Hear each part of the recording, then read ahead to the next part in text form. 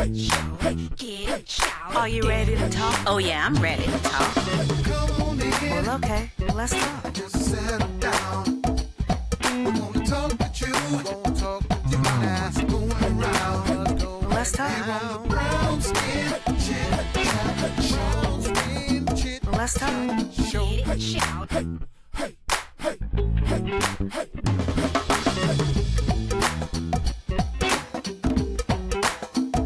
Hey, welcome everyone to the Brown Skin Chit Chat. I'm one of your hosts, Monique Brown, and I've got another host here, Kayce, and our other sister is out and about, but we are actually we have two other guests today. We have Dathan and Lisa, who Dathan is Shalita's husband and Lisa is her sister in love. And we are going to talk about the other side of the cancer diagnosis. So if you caught our last episode, which hopefully you did. If not, go back and see it and subscribe so you can get those notifications. But we talked about what happens when you get that cancer diagnosis. And unfortunately, all of us have had someone in our lives that have received, or we ourselves have received, some type of cancer diagnosis. And this episode is about the other part of it, because what we know is that diagnosis doesn't just happen just for that particular individual, the person who is fighting the disease,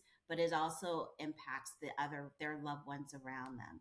And we talked a little bit about that on the last episode, but today I wanted to bring in, Dathan and Lisa so they can talk about their experience, what they felt, what they were going through, and how they stay positive and optimistic for their loved one. Because sometimes it's hard to put on that face of positivity when you yourself are battling with, emotions and such. So with that, one, welcome you two. It's good to see you both. Thank you. Thank you.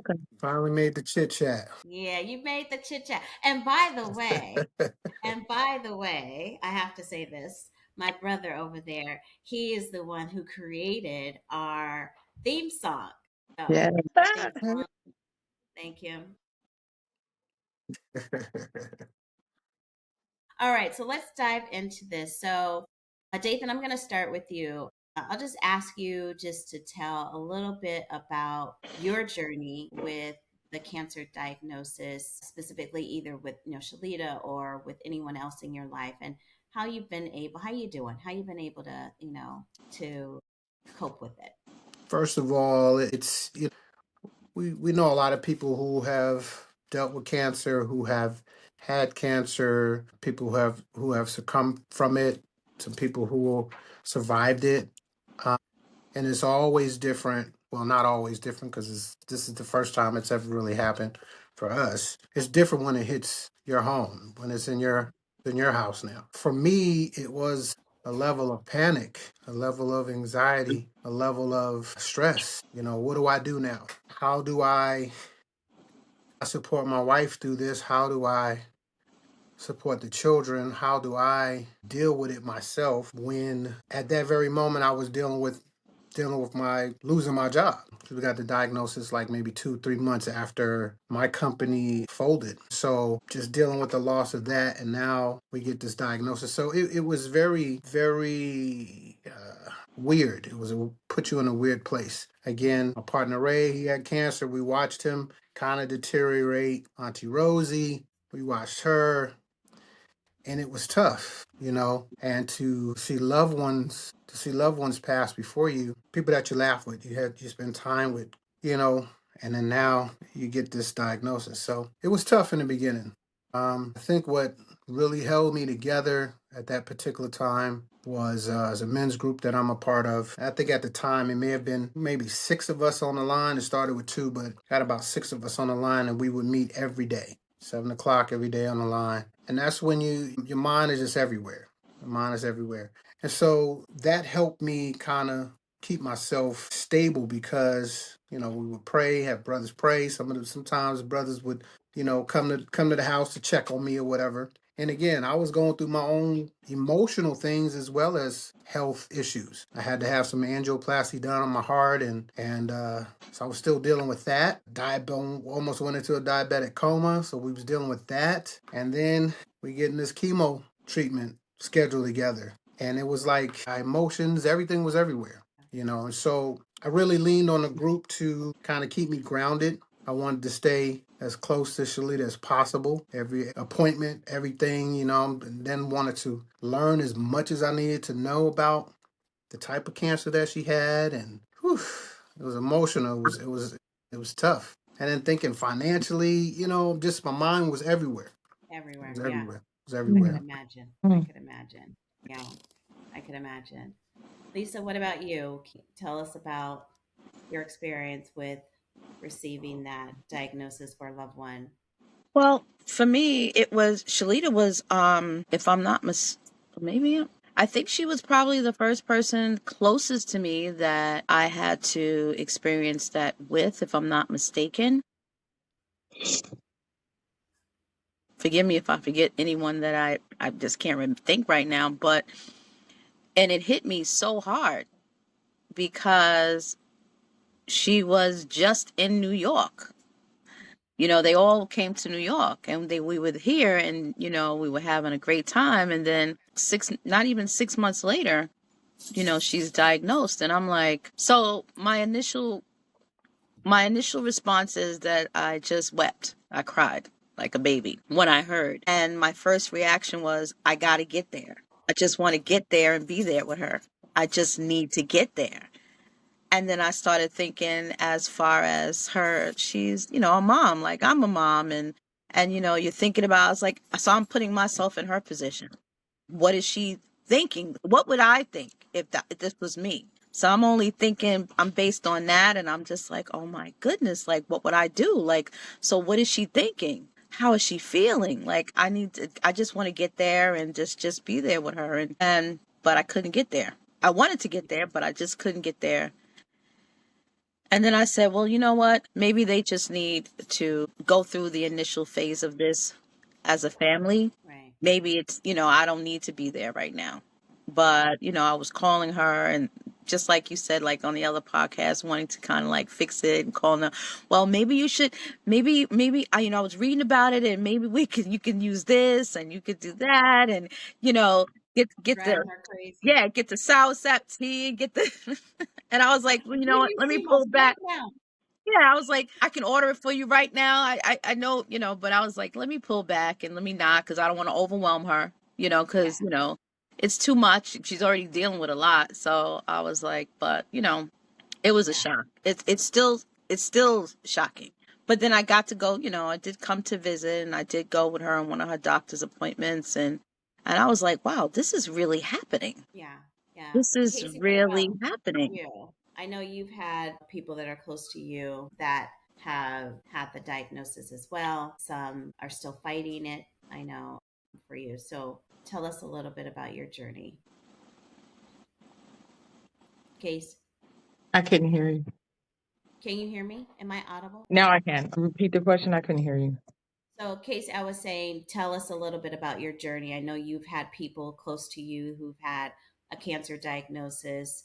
Some have passed on, and they've been fairly recent. So, tell us a little bit about your journey and how you've been able to navigate it. It's hard. It's not easy when you find out, you know, the diagnosis or whatever. It's unbelievable. Especially if someone hides stuff from you. That's really hard. And then there's nothing you can do really but pray and find some kind of strength to navigate, you know, through the whole situation by staying prayerful and asking God for guidance, knowing that He has everything in control and that you just got to trust that process and learning that, you know, I don't have control. I can't fix things, right? And everything has its season and its reason. And you just have to learn from it and grow from it, you know, because it's hard losing people that you love because you miss them like crazy. There's a emptiness and you just have to find a way to not blame yourself, not get angry with God, not, you know, question God. You know, you just have to come to a point, and this is where my growth came in, that I surrendered everything. And I knew that he had all this under control, even though it didn't turn out the way, I would have hoped it did. But, God always has everything in control. And you just look forward to healing. I don't know if that's the proper way of saying it, but looking forward to healing and not feeling guilty about healing, Yeah, I get that. standing what you've just gone through, because you never know who else you can help, along the way. Because I've had quite a few people, surprisingly, that I've had to be a shoulder, in the midst of my own grief and, not sharing that grief with a lot of people. It just makes you appreciative of what life is about. And it shows you how short this journey is. And it makes me not take anything or anyone for granted. Like, my people are my people, and I check in with my people, and I don't let my people get away with a lot. You just love them. You love them to death, and if I now, I don't ignore those things. If I see something and I see, somebody not looking right, hey, what's going on, or what's really going on? You don't want to tell me that, fine, but I know, Yeah, I think for me, that's one of the challenges is that I wanted to allow time to kind of Mhm. sit in the shock of it all. Cause, honestly, I was shocked. I've had both of my parents have had multiple cancer diagnoses. So I've seen the other side of it where they caught it early, they were able to live very functioning lives, and so I was optimistic. And so I knew that just having the diagnosis was not a death sentence, and that many people could, live through this, because I've seen it firsthand. And then I think what I tried to do, as I said in the last podcast, was fix it. Oh, we're going to do this and we're going to do this, and I want you to do this. And I realized that I was overwhelming myself, with all the, do this, do this, do this. Because again, I wanted to fix it. But what I realized, the best thing that I could do was to be in the moment and cherish every moment, Mhm. because we didn't know what the next moment or anything was going to be like. And so I wanted to allow space. I still do, wanted to allow space for processing. I try and keep a tab and a pulse on how things are going, but without being overwhelming, because I don't want to be another thing. Like, that was my biggest thing. I didn't want to be another thing that, she had to worry about. Yeah. I didn't want her to have to worry about my feelings or carry that burden. So I know, Dathan, like, you and I will chat and we'll, I'll peep in with you every now and then. Hey, how are you doing? Because I feel like, the other ones, loved ones around her, they get forgotten, because in some cases you're not carrying just your grief, her grief, and those things. And because you live in the house with her, it's kind of hard to, to witness that. So how do you try and stay in the moment? Again, I tried to. I made a lot of changes.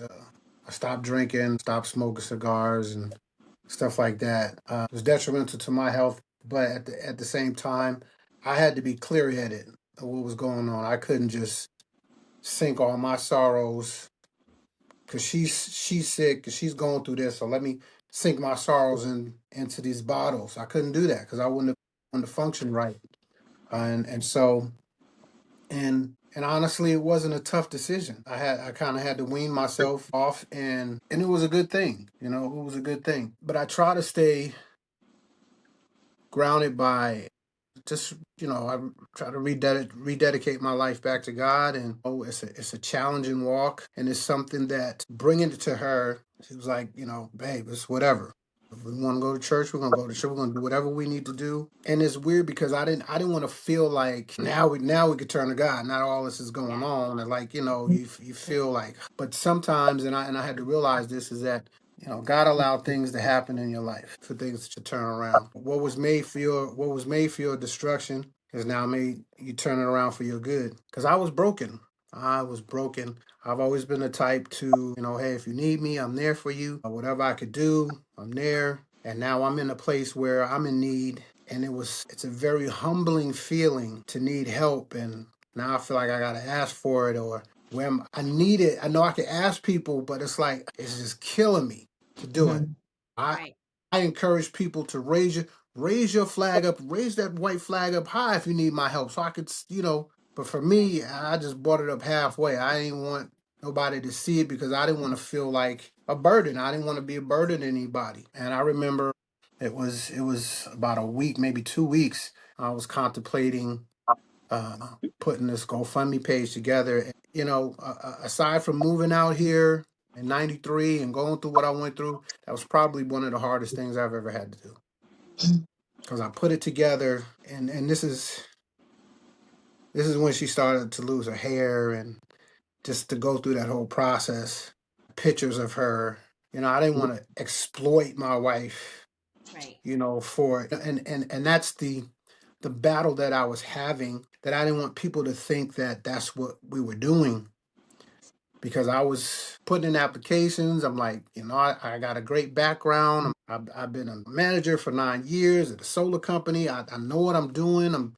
Nothing was coming. Nothing was happening. And I look at that as God had to put me in a position for me to be still, to take on what was going on. And so, and it was tough. It was tough in the beginning. It was tough in the beginning, but your friend, Shalita's like, she kept a smile on her face, which gave me strength. Yeah.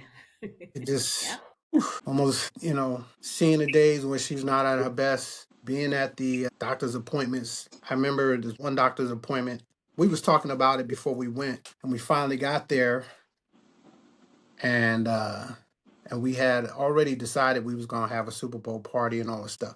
Got the news, got to the doctor's office, and we're talking to the doctor, and he's telling us what to expect. And out of the blue, she goes, "Well, what about breast removal?"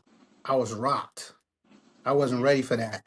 And I'm not gonna lie, I had a quick selfish moment, like, wait a minute, those are my breasts too. Like, hold on a second.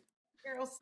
But I had to think about it, at all costs. I want you here. I don't care about nothing else. I want you here. And so he explained to us that it's a 50-50 thing. You can have them removed and it could still come back. So we had to process that. And during that whole process, I think she had 2 surgeries already. And then at the end of that conversation, or during that conversation, told us that they had to go back in again. So I'm like, oh man. So babe, you want to cancel?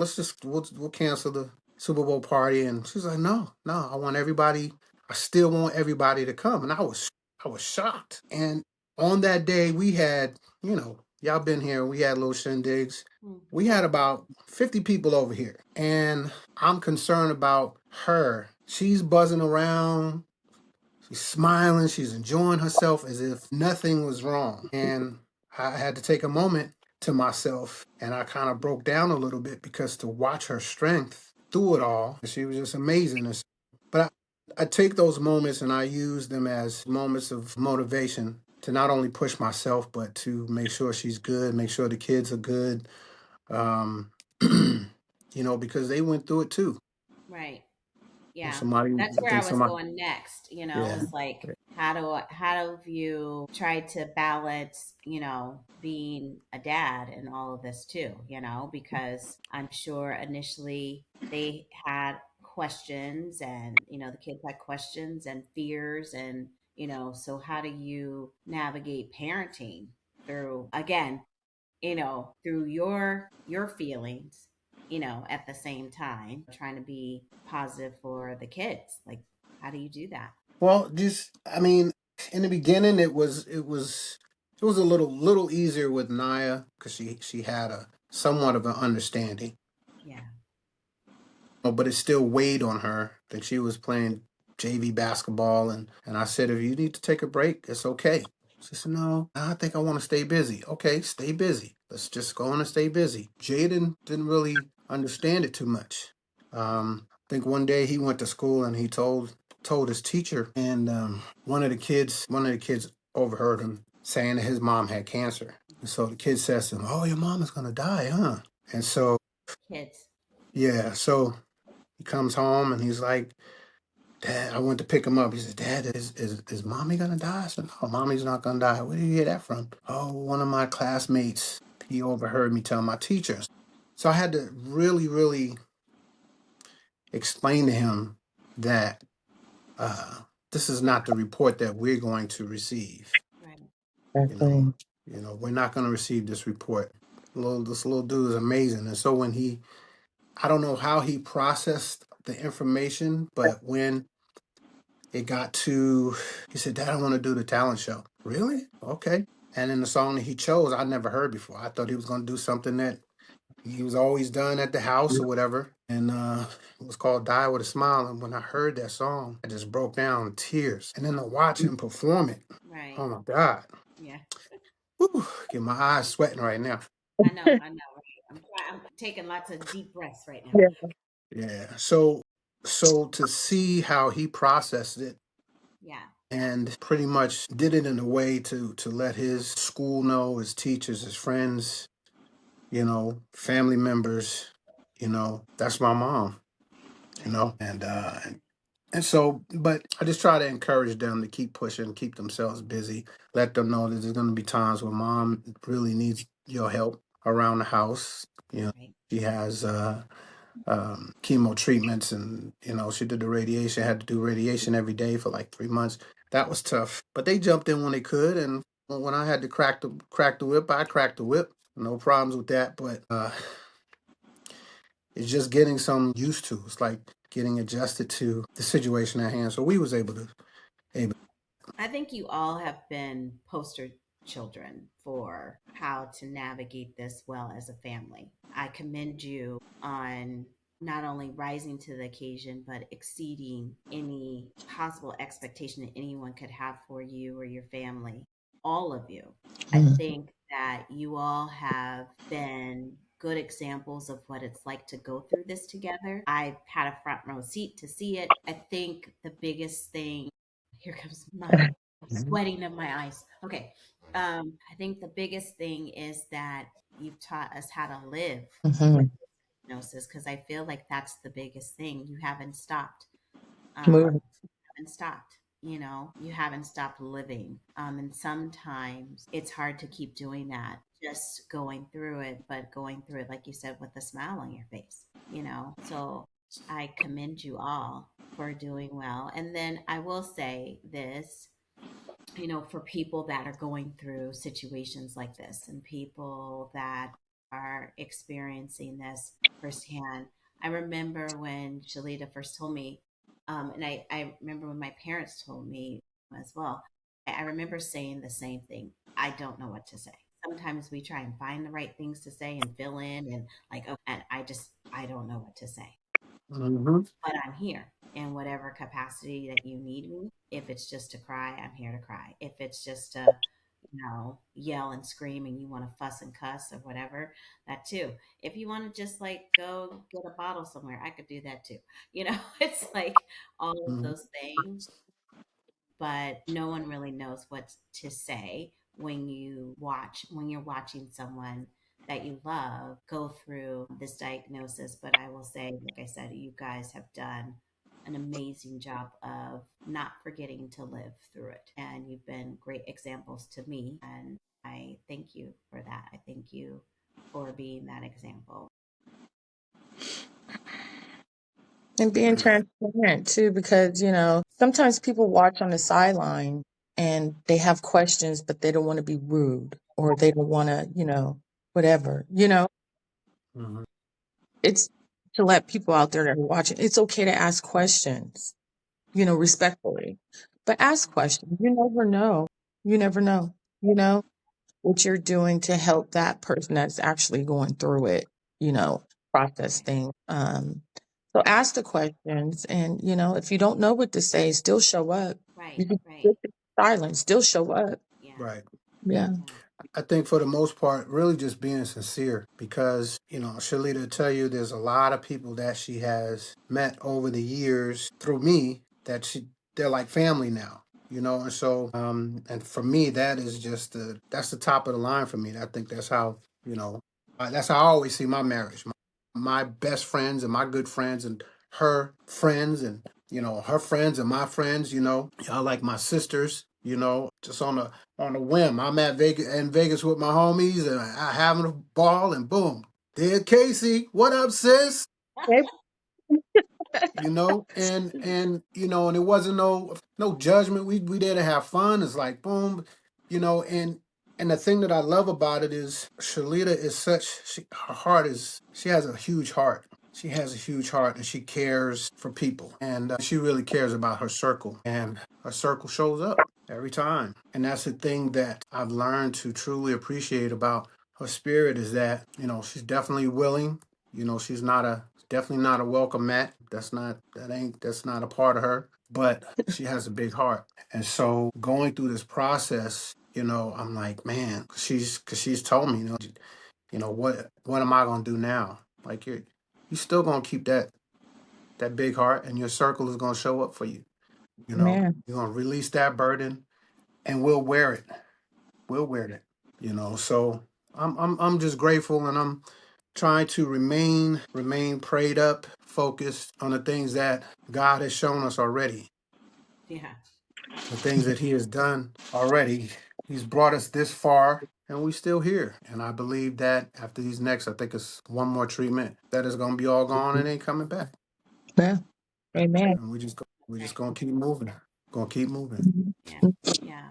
Well, I'm getting ready to wrap us up here, but I'll ask each of us just to give our final thoughts on on the journey of going through this cancer diagnosis with our family, our friends, people that are family by choice, and kind of what your final thoughts. What would you say to someone that finds themselves in this situation, because that's really the essence of this podcast, is that we want to help touch someone else and help them where they are. And you never know what your journey is. Sometimes your journey isn't for you, sometimes it's for someone else. And so what would your final thoughts be? Lisa, I'll start with you. I'm going in my order of my screen. Well, what is my final thoughts? Maybe you should come back to me. What I can say is that when you're experiencing it, or when you're with, or this happens to you, or you know someone that it happens to, just be there the best that you can. That's it. That's the best thing you can do. I mean, just be present. That's all you can do, is just be present and be optimistic and show them love the best way you can.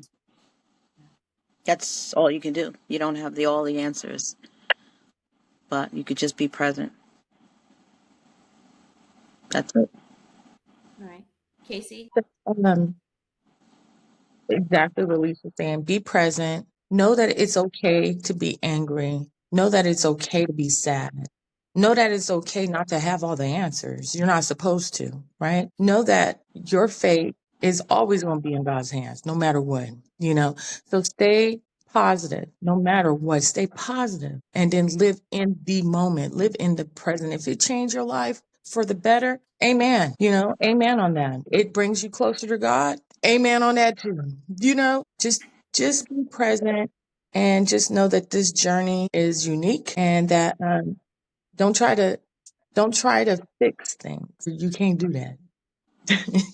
Just enjoy the. All right, Dathan, any final thoughts? I would just say, just when people say that they love you, sometimes people don't really understand the weight of those words, especially if those words are true and they really mean something. Let the love that you have for them shine through. If it's, like I said, card, a letter, a call, visit, just let me do what I can to take your mind off of what you're going through right now. Let me do that for you. Allow me to do that for you. There's going to be many opportunities.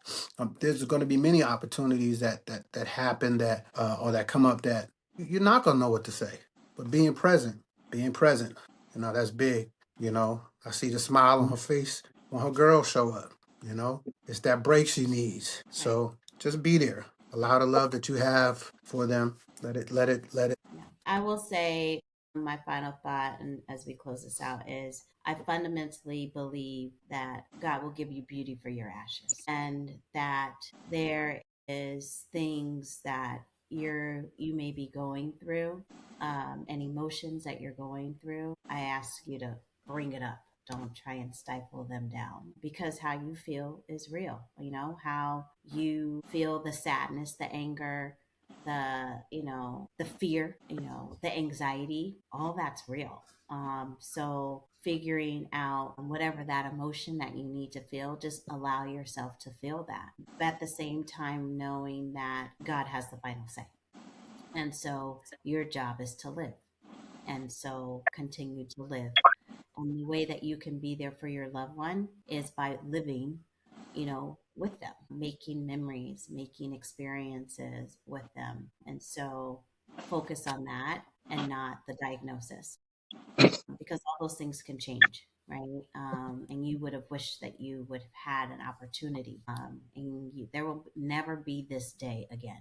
So take advantage of the day. So I will say that in my parting words. I appreciate each and every single one of you. Thank you for sharing a hard conversation, but I think it's one that needed to be had. And I appreciate and love each one of you. So thank you so much. Thank you to our guests for being here, and thank you for you watching, and tuning in to this episode. And don't forget to like and subscribe. Thanks, everyone. See you All later. right. Bye Love bye. y'all. Bye. Bye. Get it, shout, get it, shout. Are you ready to talk? Oh, yeah, I'm ready to talk. Come on in, Well, okay, let's talk. just settle down. We wanna talk with you. Won't talk with you. Ask going around. Let's talk. On the Brown Skin Chit Chat. Brown Skin Chit Let's talk. Show. Get it, shout.